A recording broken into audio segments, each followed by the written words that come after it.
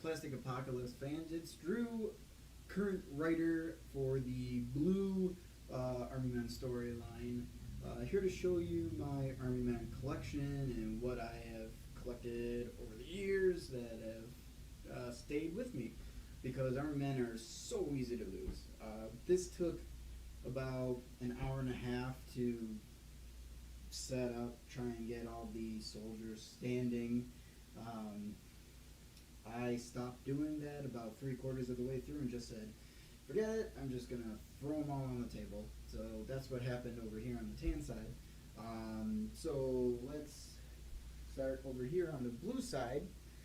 So let's move the camera this way.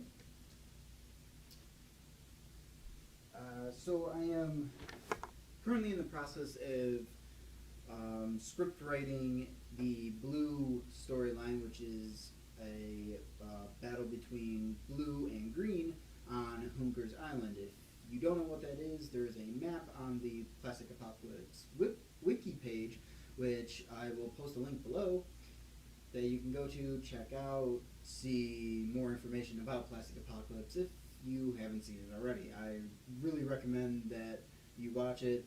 It is Michael Akkerman's creation. Is really well made, and I'm just glad to be a part of it.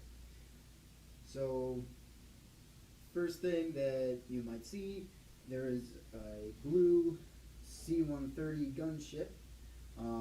It's probably the only one that is in existence because I spray painted the hell out of a green C-130 gunship and thus turned it blue. And it is going to be featured in my Blue vs. Green movie. So all of you that are constantly asking if there's going to be any air battles in a Plastic Apocalypse film, yes, you will finally get a air dogfight, sort of.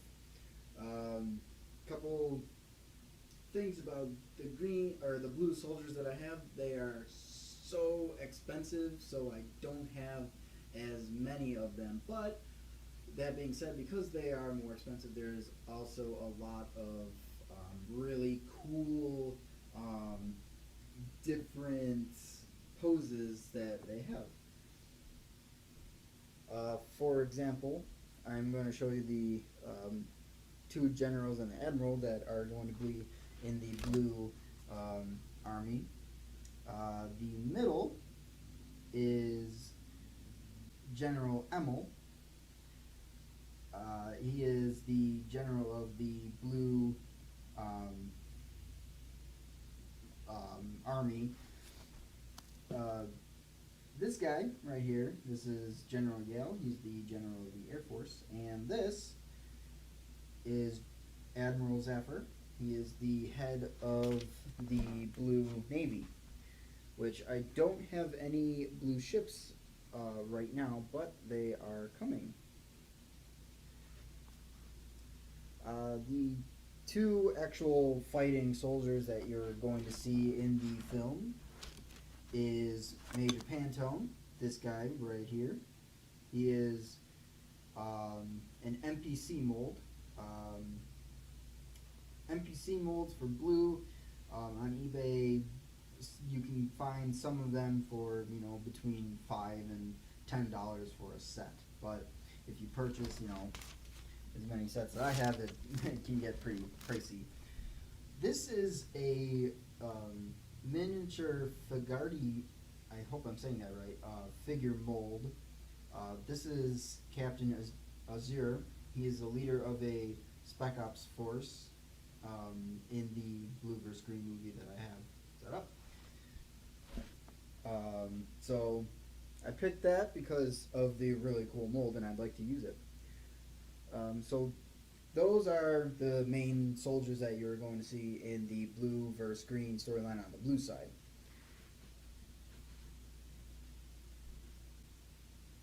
So as you can see, I have way more green forces than my blue forces. The only thing that sets my blue forces apart is really just different molds than what you can typically find in green ones. And C-130 gunship. There are some blue soldiers now that Tim Mee comes out with in a pack of black and blue soldiers, but I would really like to kind of stay away from the Tim Mee molds for blue because there's already a lot of Tim Mee molds for green and tan. So I think that would really set the blue forces apart for future movies too. Another thing is some cool molds that I have for blue of Air Force and Navy that I found. For example, I have here a blue pilot that's kind of walking over, getting ready for his mission, and a blue deckhand that's swabbing the poop deck, I guess, if you can call it that.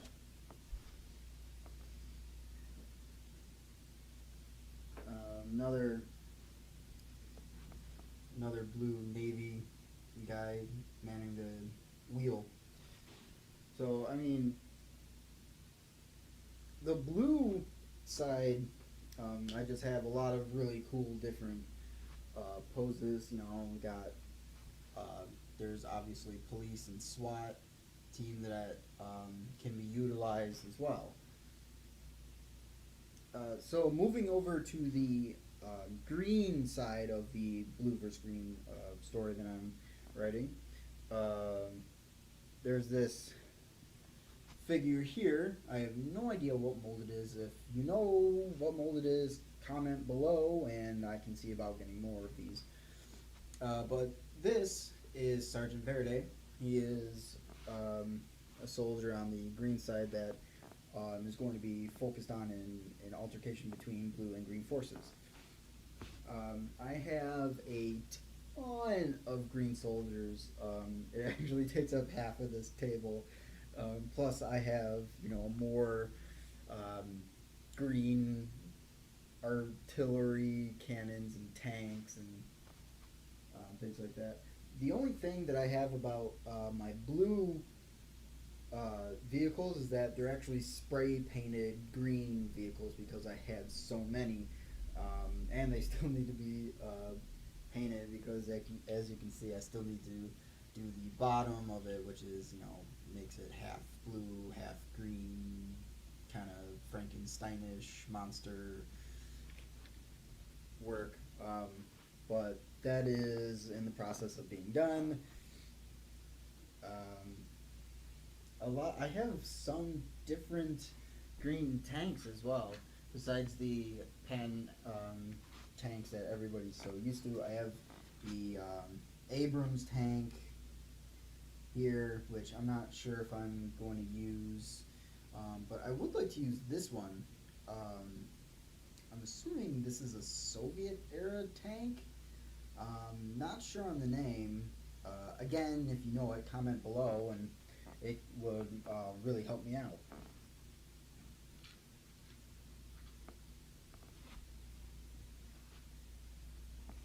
And so moving the camera over to the tan and gray forces. Again, I don't have as many as I do of green, but my tan is a fairly sizable amount compared to the blue forces that I have, where they're almost equal in terms of soldiers anyway. The gray soldiers I have the very least amount of, but again I also have spray painted some of the green soldiers or some pink soldiers that I had come in that I found at a garage sale that I just picked up and figured, I'll spray paint those too, might as well.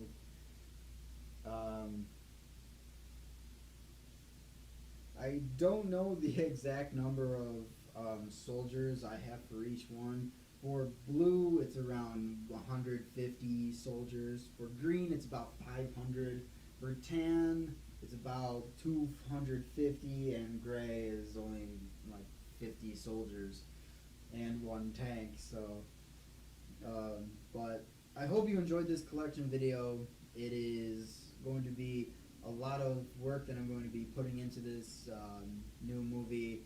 Hopefully it is done just as well as Michael Ackerman's 3 movies that he's coming out, that he has come out with now, and soon to come out with another one. So again, this is Drew, and current writer for the Blue storyline for Plastic Apocalypse. And if you have any questions, comment below, like, subscribe, check it out. All right.